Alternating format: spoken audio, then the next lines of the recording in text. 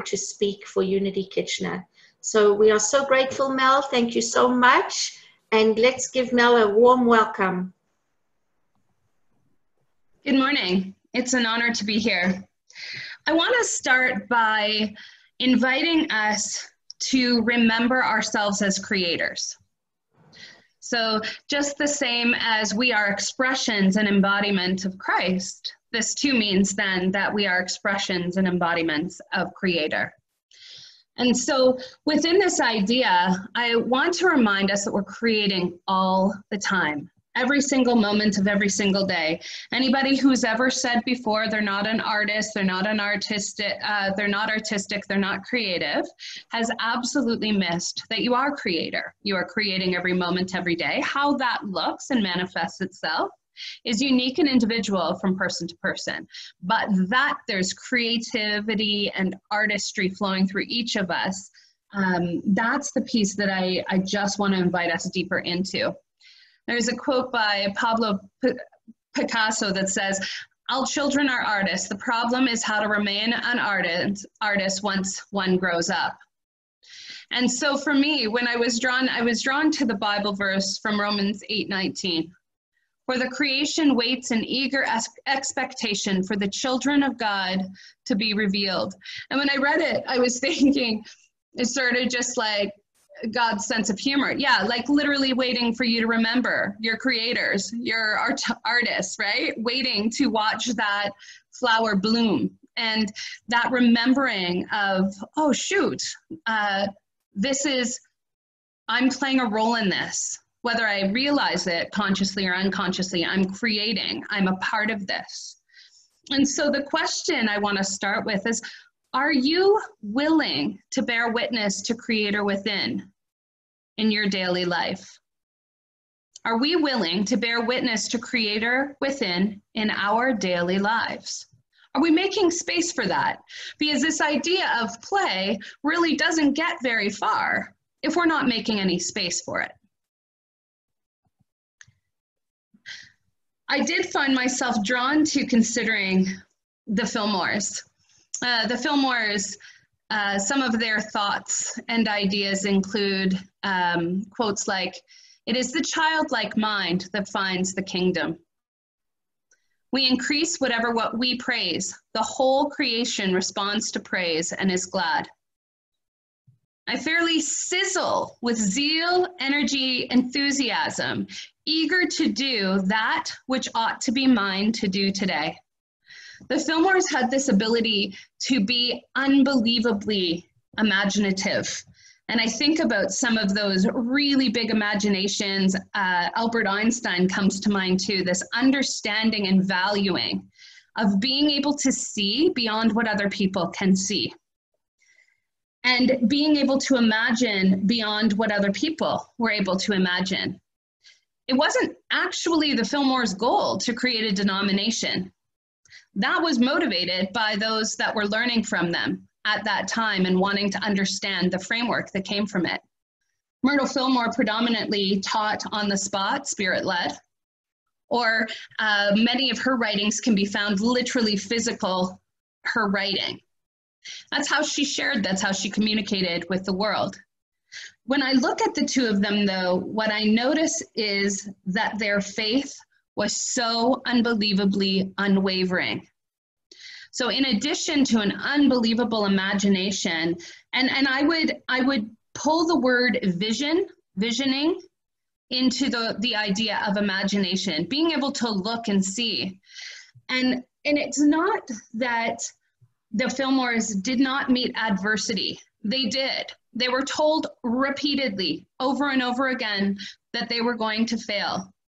They met financial hardships, they met challenges throughout their lives. So this isn't that they had unwavering faith and therefore their lives looked super rosy. No, it was that in those times, their practice and their dedication to their practice of Unity teachings was what held them steady, no matter what it was they were going through. The other thing I noticed with the Fillmores is that they seemed to be able to really perfect the art of being able to vision and look at the open window even if a door was closing. This is key because for some of us, we might be orientated with a mindset towards the closing door. And what I found with the Fillmores and what I see with the Fillmores is that they were orientated towards the opening window. It wasn't that they would not look at what was. It was that they were looking at what was coming.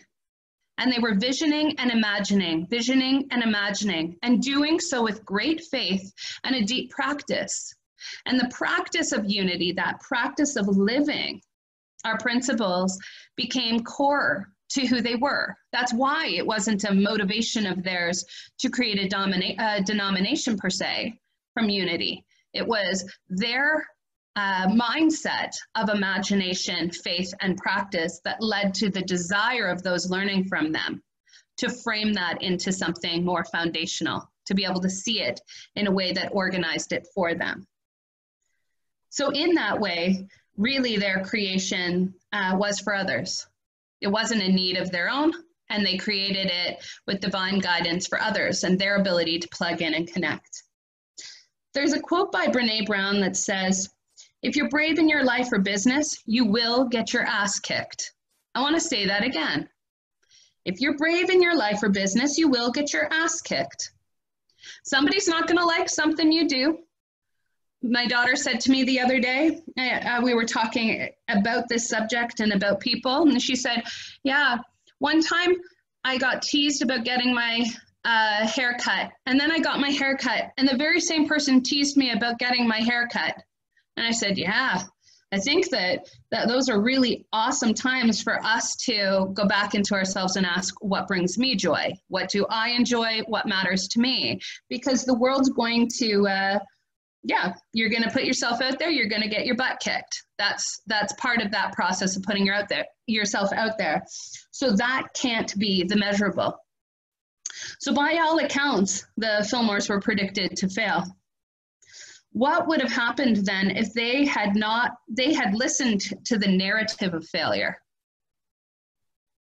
And one of the most fascinating things when I started to look at the Fillmores' contribution, and I do find the word new thought sort of hilarious, in that when we look back, the Fillmores were taught by some brilliant teachers who were sharing wisdom from brilliant teachers, who were sharing wisdom from brilliant teachers. These are not new ideas.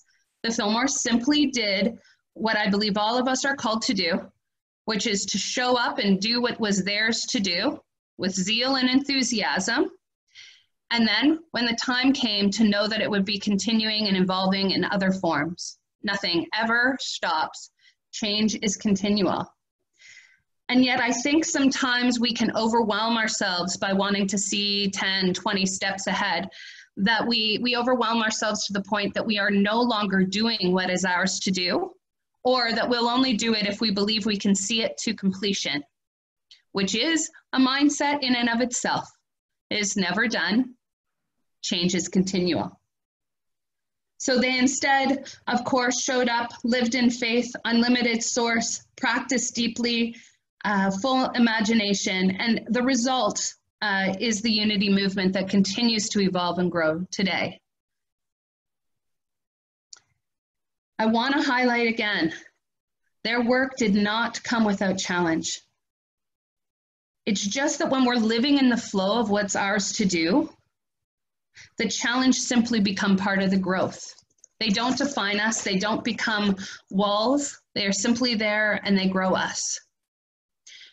Again, I'd highlight too, that the Fillmores' ability to look at the opening window rather than spending their time looking at the closing door allowed them to move through challenges with greater ease. They were less attached to the outcome and more curious about what it was that Divine Source was guiding next. Where are we going next and how are we visioning for that? That's a powerful idea, especially in today's world. There's a quote that talks about us having roots and wings. And a story that has stuck with me for years now is this story of a speaker who notices midway through their talk that the fire had gone out. They continue to speak and share, while calmly stepping off the platform to relight the fire. The speaker was Charles Fillmore. The story captures my attention because I appreciate how accessible and real he was. I've highlighted the ability to be imaginative, to be a visionary, to look at the opening door. But I want to highlight equally that this same person went and lit the fire when it needed to be lit. Not a mindset of being above any task, and tuned into the awareness of surroundings while holding that vision. For me, that's a powerful connection between the ability to think big, imagine, and move towards that, and also be present and attuned to where we are and what those needs are, and not seeing ourselves above it. There's a Buddhist story of a man who wanted to become a monk. And so he went to one of the monks in the monastery and said, I want to become a monk. I actually feel like I have these great gifts as a teacher, and I want to speak and share and teach others about the Buddhist philosophies and challenge them. And so the monk said, okay, you can come and stay at the monastery. And then he gave him some tasks. He had him clean the washrooms. He helped prep the meals for the guests. He helped with setting up and taking down the areas for which the learning was taking place. He got to sit and be a part of this. And he was frustrated and he was angry. Are you kidding me? I'm a speaker. I'm meant to be in the front. I'm meant to be seen. And they clearly don't get me. They clearly don't understand me. And so he went back to the monk and he said, look, I told you I have these gifts as a speaker. I have these gifts that I'm meant to share. And the monk said, we don't value one act of service over the other. You will know you are ready to lead when you are able to see the value in each act of service towards that for which you say you believe in. Whew. There was a part of me that stood back and stepped away for a second and thought, how many times do I view myself as, and I want you to hear both. I view myself as above a task, or I devalue the work of another that's doing a task. And yet all of this functions. All of this is part of the function of the whole. So that invitation to revalue the way that others show up becomes real and tangible if we look to grow together in community. Your play isn't my play. That's okay. Your call may not be mine. That is okay. But I urge you to choose to focus on the reality that we are a part of the same body. May the hand value the heart. May the mind value the foot.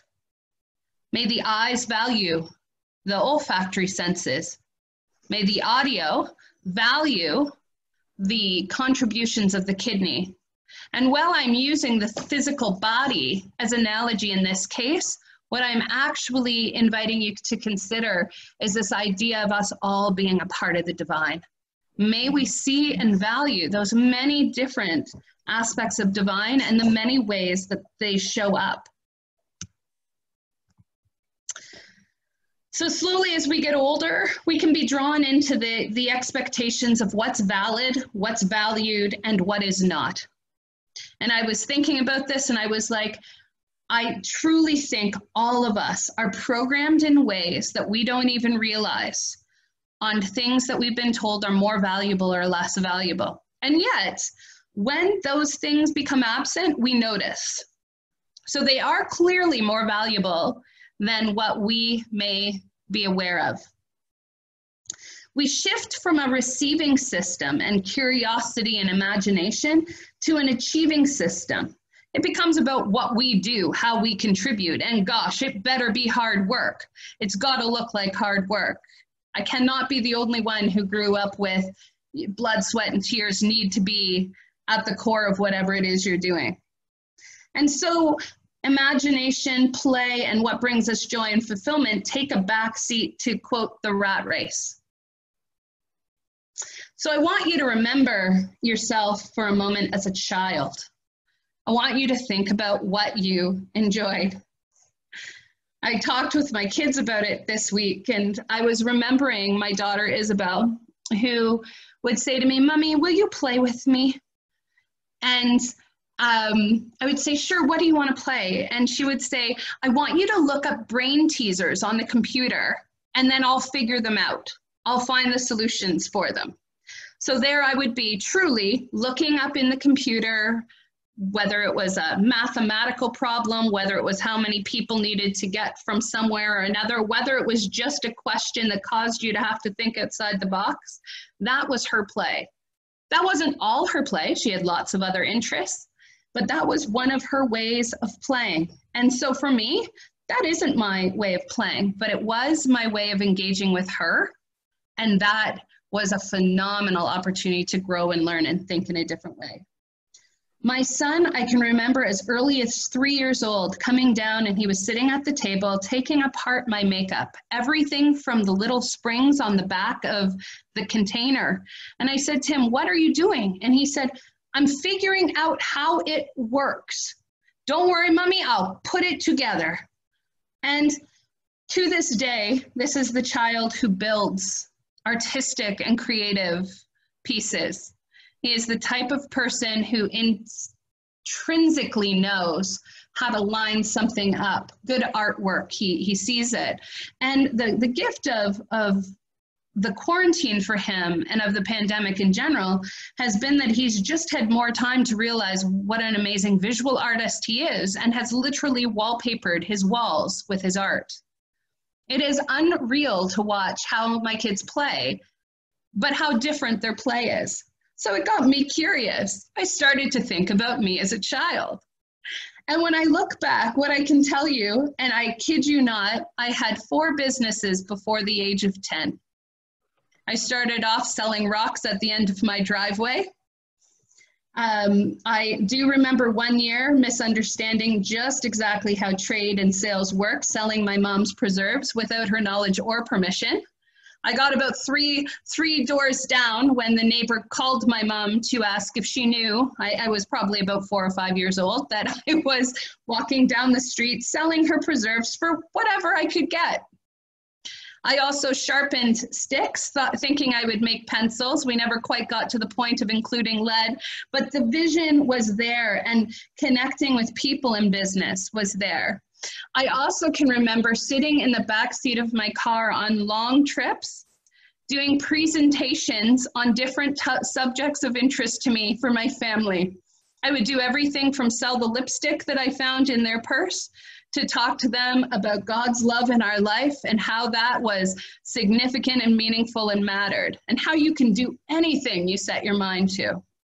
This was me before 10 years old. Being curious about our experience or lack of experience of play as a child can hold great wisdom. For some of us, it looks like giving more space to go back and experience play because we didn't have a chance to. For others, it looks like going back to remember, like myself, what did play look like? What did I generally enjoy? And what did I let go of because I thought I was supposed to do something else as I got older?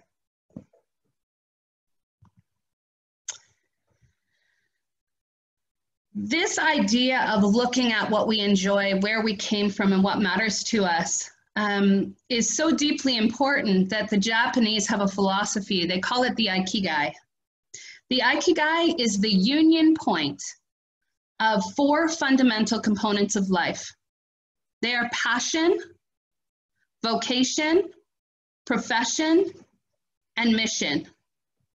In other words, this is where what you love meets what you are good at, meets what you can be valued / paid for, meets what the world needs. The Ikigai is only complete under this philosophy if the goal implies a service to community. The Ikigai isn't meant only to inform our work. It also challenges us to remember what we love. It invites us back into a space of play and pleasure to see ourselves as creators in our life. I made a huge personal decision in December of the last year, and it may sound small to others, but it was absolutely profound and life-changing to me. After a particularly powerful meditation, I could see clearly that I was fragmented, separated, and unaligned in my life.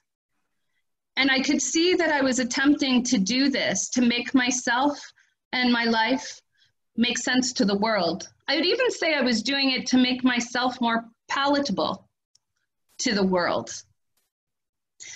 I stumbled on a quote from Rumi that says, "Half of life is lost in charming others. Half is lost in going through the anxiety caused by others. Leave this play. You've played enough." So from this meditation comes this quote. My vision was clear, my path so tasty and appealing, and my apprehension was absolutely hinged on the idea that my path had to make sense for others. So I didn't step into it. Because how would it make sense to others? It doesn't even fully make sense to me. And really in that moment, somewhere deep within me was this understanding that I didn't make sense to me, that I wasn't enough or okay with what I was doing. I didn't know how to explain or connect my various spaces of passion, mission, vocation, and profession, all of which are a part of me, all that possess an aspect of play and creation for me. It's easier in the world to make ourselves seem mono, like one thing. And I've talked about this within reality of emotions too. It's easier to just say I'm angry. The reality is though that anger is housed at the same time as joy and frustration and fear and sadness. And so too it is with us. We are bigger, brighter lights in this world. And yet, if that becomes hard for other people to understand, well, then we sort of dumb it down, so to speak, or we change what we communicate to the world. So for me, what that looked like is I would wear different hats. I would wear one hat when I was in the mediator arena, one hat when I was doing family and corporate mediation, a different hat as a metaphysical minister. My coach and consultant and direction in various jobs all needed to stay completely separated. And this other hat of me as an artist and stylist, I just pushed down. And what I noticed was I felt fragmented. I didn't feel like the most honest and real version of myself. And I share this because I don't think that I'm alone in this. I don't think I'm alone in the ways that we mute aspects of ourselves as a means of acceptance or for fear of being judged or misunderstood. That said, in the quiet moment with God and in my sharing of my fears with God, the answer and the wisdom of God landed central into my soul. I felt like God whispered to me, "Child, getting people to understand the wholeness of who you are and to see you was never the point. Being wholly you and expressing yourself fully just as you are will be enough."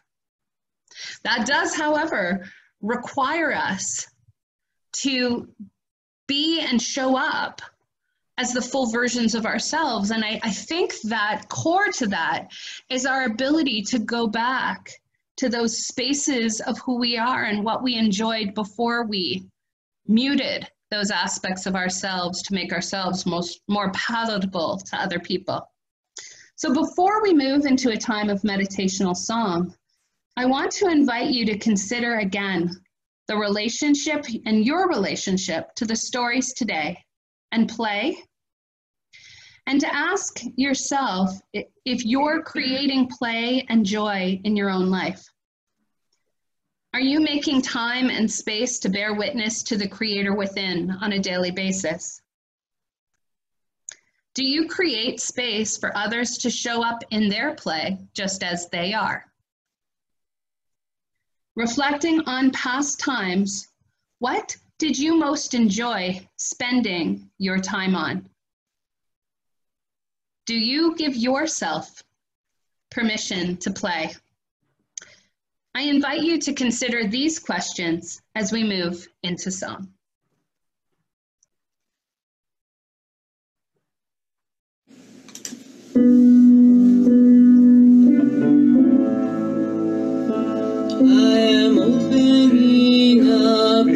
Sweet surrender to the luminous love light of the one. I am opening up in sweet surrender to the luminous love light of the one. I am opening. I am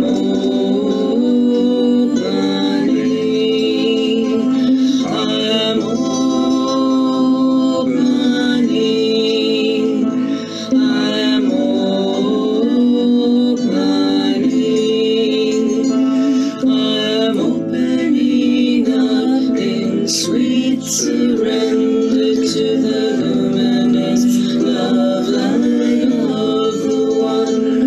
I am opening up in sweet surrender to the luminous love light of the one.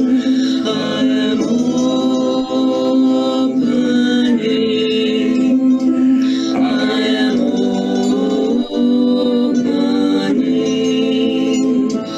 I am opening. I am opening.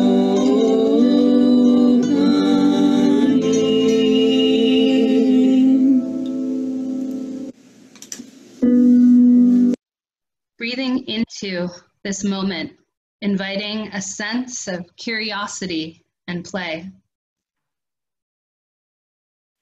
Connecting and touching in with the body, with the heart. Cultivating a sensation of gratitude for this moment. Imagine with curiosity what it would be like to open your mind and invite in memories of play and pleasure as a child. What would these be?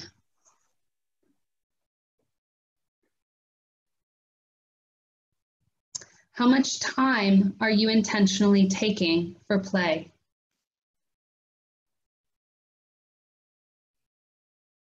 Sit for a moment in the sensation of this space of play, curiosity, creation, and passion.